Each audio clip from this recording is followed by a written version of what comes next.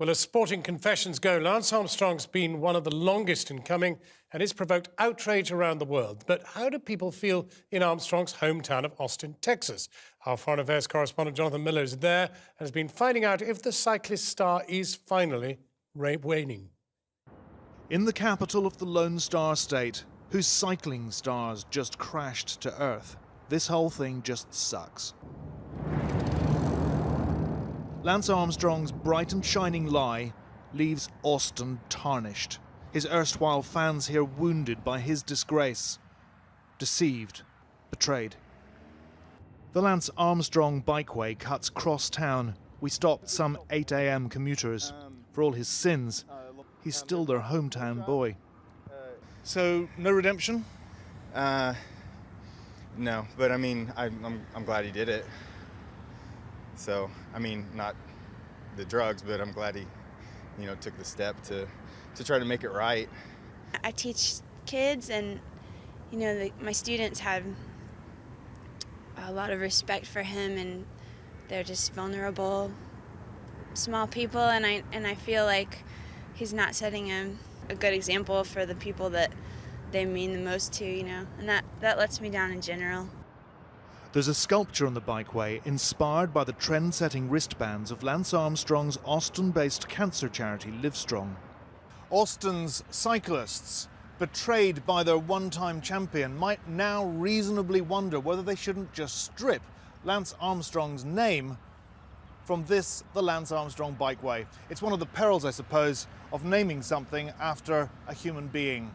But loathe him or still like him, Lance Armstrong is today Austin's toxic brand. In Armstrong's Mellow Johnny's bike shop, a play on maillot jaune or yellow jersey, the Lance legend still lives on. 7 signed yellow jerseys hang above Armstrong shirts and shoes and caps and bags and bikes. But will it ever sell? They wouldn't let us in. I think he has, I think he has a very viable chance to redeem himself, and I don't think he's taking it seriously. Oprah may have been mesmerized and riveted by Lance, and millions may have watched, but in Austin bars, many for once found his performance lacking.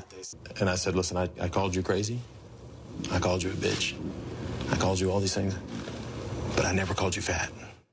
And for former friends like Betsy Andrew, whom Armstrong accused of lying when she and her cyclist husband claimed he'd confessed to doping in 1996, this was all too much. You owed it to me, Lance, and you dropped the ball. After what you've done to me, what you've done to my family, and you couldn't own up to it. And now we're supposed to believe you? You have one chance at the truth. This is it. This is a guy who used to be my friend who decimated me. He could have come clean. He owed it to me. He owes it to the sport that he destroyed. It's Lance Armstrong who's now likely to be destroyed. He was filmed the other day jogging into his vast mansion. He's about to run headlong into a legal inferno, which could bankrupt him. In Austin, they're braced now for Oprah Lance Part 2, 7 hours from now. Armstrong, live strong, lie strong, is what they're saying. Jonathan Miller, Channel 4 News, Austin.